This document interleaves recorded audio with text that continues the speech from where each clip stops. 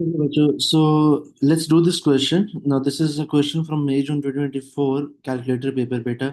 इस सवाल के अंदर देर आर अराउंड 5 पार्ट्स और बेटा ये 5 पार्ट्स आपके डिफरेंट चैप्टर्स को कवर करेंगे. फॉर एग्जांपल रेशो रेट को कवर करेंगे बेटा. एवरीडे मैथ्स का काफ़ी ज़्यादा प्रोपोर्शन है यहाँ पे. Then you have simple interest, compound interest, interest यहाँ पे कवर किया जाएगा.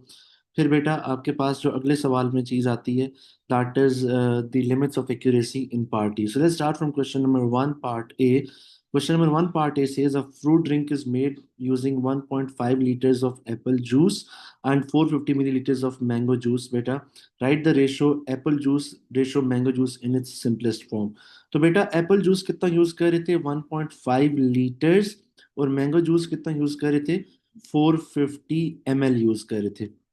बेटा इसको सिंपलेस्ट रेशो में कन्वर्ट करने के लिए सबसे पहले यूनिट सेम करने पड़ेंगे. तो let's convert litres into millilitres बेटा. And for this we have to multiply by 1000. तो बेटा 1.5 multiplied by 1000 is equals with ml is equals to 450 ml बेटा. तो ये 1500 ml रेशो 450 ml आ जाएगा. ठीक है. अब यूनिट सेम हो चुके हैं तो बेटा यूनिट्स कैंसिल किए जा सकते हैं, जीरो और जीरो भी कैंसिल किए जा सकते हैं. What are you left with? You have 150 ratio 45. बेटा you can simplify them by 3/5. Different number से आप इनको सिंप्लीफाई कर सकते हैं. अगर मैं इसको 5 से डिवाइड करूं तो बेटा 5 nines are 45 and 5 thirties are 150. और अगर इसमें फर्दर सिंप्लीफाई करूं तो बेटा 10/3 आंसर आता है. You have the calculator in this question, तो आपको परेशानी नहीं होनी चाहिए बच्चों. 10/3 इज द आंसर. अगले पार्ट में कह रहा है 1 litre of fruit drink is shared between 3 cups. बच्चों this is very important. 1 litre, 1 litre का मतलब होता है 1000 ml. The amount in the cups is in the ratio 9, 6 and 15, 9, 6 and 10. Calculate the number of milliliters in each cup. Beta, how much is the total ratio? 9 plus 6 plus 10, that is 25 ratios beta. The total ratio 25 ratio is equal to total volume, that is 1000 ml. बच्चों ये 1000 ml को इन ratios में divide कर रहे हैं तो total ratio is equals to total volume. बेटा आपने नंबर ऑफ मिलीलीटर्स निकालने हैं इन ईच कप. तो आपने 3 दफा वर्किंग करनी है. पहले आप 9 रेशियो का आंसर निकाल लो. 9 ratio is equal to X cross multiply 25x is equals to 9 multiplied by 1000. तो बच्चों x is equals to 9000 over 25. You have the calculator. So 9000 divided by 25, the answer is 360. तो बेटा सबसे पहले you have 360. Repeat this working 3 times बेटा. 25 ratio, this is the standard, that is equal to 1000 ml. अब हमने 6 ratios निकालने हैं बेटा. 6 रेशियो में कितना वॉल्यूम आता है? x वॉल्यूम आता है. क्रॉस मल्टीप्लाई करें 25x is equals to 6000 and x is equals to 6000 divided by 25. दोबारा से बेटा आप करेंगे 6000 डिवाइडेड बाय 25, आपका आंसर आएगा 240. राइट. देन बेटा for the third part, for the third ratio you will again do the same working. 25 ratio is equals to 1000 ml. तो बेटा 10 ratio is equal to x cross multiply 25x is equals to 10,000 and x is equals to 10,000 divided by 25. तो बच्चों 10,000 divided by 25 आपका answer आता है 400. ठीक है. तो अगर आप इन सबको ऐड करें तो बेटा ये 1000 ml के बराबर बनते हैं. Right. On to C part बेटा. सी पार्ट में कह रहे हैं a shop buys bottles of fruit drink for $3.20. This is beta the price at which he is buying. This is the original price. और ओरिजिनल प्राइस को हम हमेशा 100% के बराबर मानते हैं. It sells them at a profit of 15%. मतलब कि अगर ओरिजिनल प्राइस 100% थी, 15% प्रॉफिट हुआ तो he is selling at 115%. Calculate the selling price. बच्चों आपको पता है ओरिजिनल प्राइस 100% के बराबर होती है. $3.20 इज इक्वल टू 100%. तो 115% कितने के बराबर होगा? x के बराबर.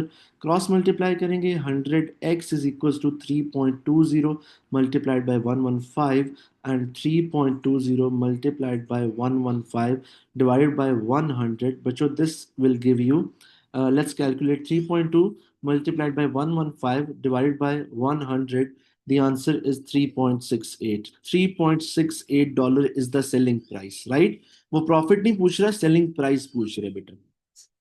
डी पार्ट में वो कह रहे हैं आपसे the number of bottles of fruit drink sold has grown exponentially. आपको मैंने ये बताया था कि आपने किसी भी सवाल के अंदर अगर ये वर्ड एक्सपोनेंशियल देखा, एक्सपोनेंशियल का बेटा मतलब होता है कंपाउंड इंटरेस्ट। कंपाउंड इंटरेस्ट का फॉर्मूला लगेगा बेटा, कॉन्सेप्ट वही है कंपाउंड इंटरेस्ट वाला। So the number of bottles of fruit drinks sold has grown exponentially at a constant rate of 2.5% per year. 5 years ago, the shop sold 16620 bottles. Calculate the number of bottles sold this year. बेटा वो कह रहे हैं 5 साल पहले शुरुआत यहाँ से हुई थी, अब बताएं कि ये कितनी बॉटल्स सेल की जा रही हैं अगर आपका ये एक्सपोनेंशियली ग्रो कर रहा है एट 2.5% पर ईयर। तो बेटा कंपाउंड इंटरेस्ट का फॉर्मूला, हमने कंपाउंडिंग का फॉर्मूला पढ़ा था, A is equal to P bracket 1 + r/100 to the power n, where a is the total amount बेटा, वो आपने फाइंड करनी है।